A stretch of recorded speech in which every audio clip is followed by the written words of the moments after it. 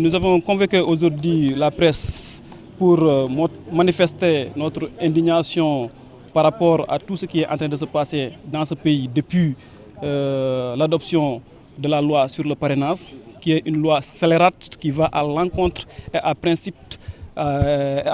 des principes de la démocratie. Aujourd'hui, force est de constater que nous avons un régime dictatorial en face, un régime poltron, un régime peureux qui est en train de tout faire pour réunir les conditions de sa réélection. Aujourd'hui, les Sénégalais épris de justice, épris de démocratie, se dresseront face à ce régime qui est aujourd'hui à l'agonie. C'est le constat qui est unanime. Il sait pertinemment, sans user des superfuges, c'est impossible, voire impossible de pouvoir gagner ces élections au soir du 24 février. Maintenant, il est en train de réunir les conditions pour sa réélection.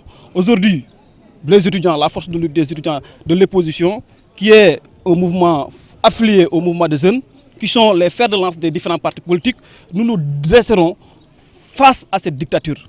Cette dictature, aucunement cette dictature ne peut passer. Ça ne peut pas passer et ça ne doit pas passer.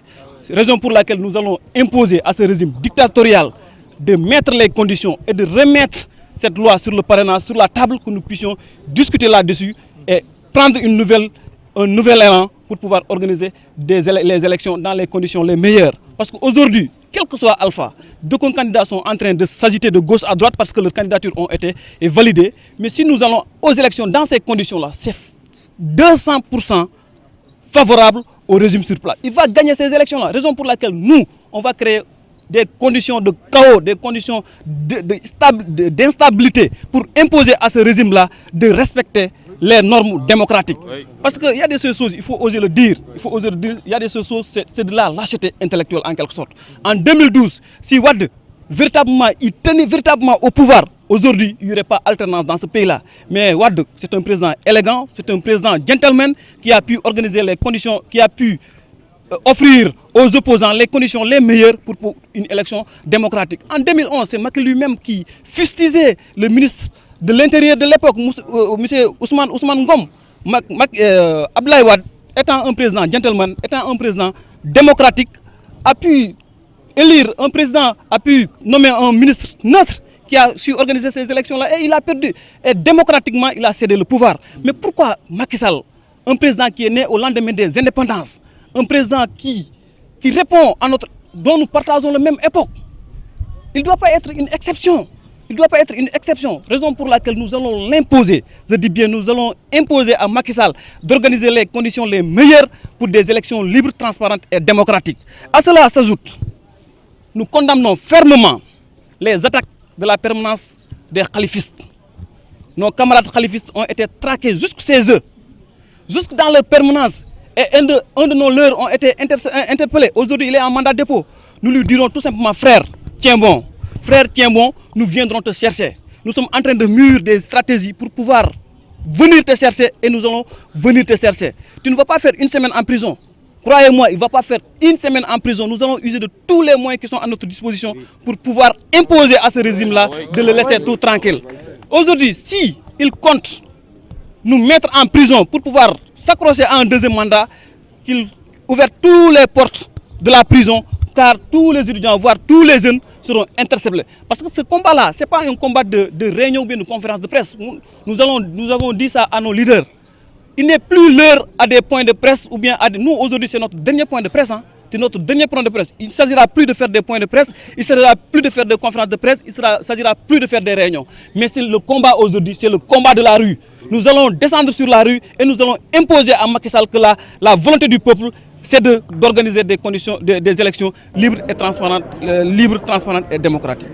Le problème n'est plus des candidats à la candidature. Le problème, c'est de mettre en cause tout le processus de parrainage. Parce que c'est un processus qui est biaisé de fond en comble. Parce qu'aujourd'hui, on ne peut pas comprendre.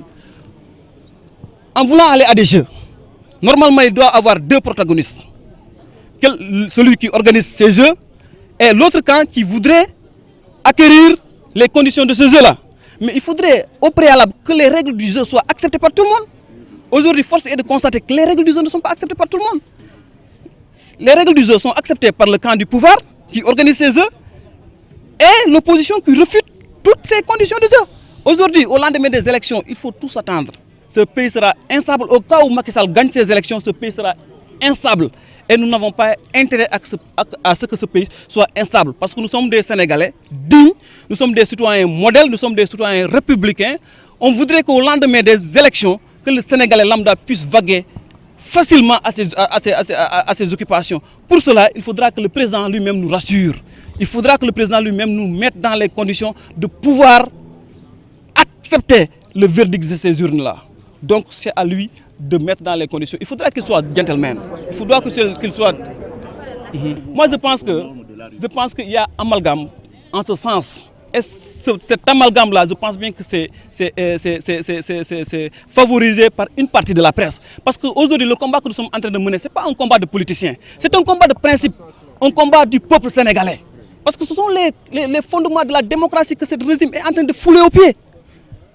Ce sont des combats, c'est un combat de démocratie, de principe que nous sommes en train de faire. Tout bon Sénégalais, tout bon citoyen doit s'identifier par rapport à ce combat que nous sommes en train de mener. Ce n'est pas tout simplement des combats de génération. Nous, notre époque va bientôt passer.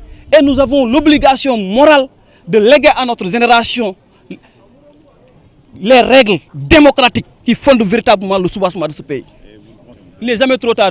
En un jour, on peut faire évacuer un régime. Tout dépend de la volonté de la population. Si Karim Wade ne participe pas à ces élections, il n'y aura pas d'élection. Si Malick Gakou ne participe pas à ces élections, il n'y aura pas d'élection. Si Khalifa Sall ne participe pas à ces élections, il n'y aura pas d'élection.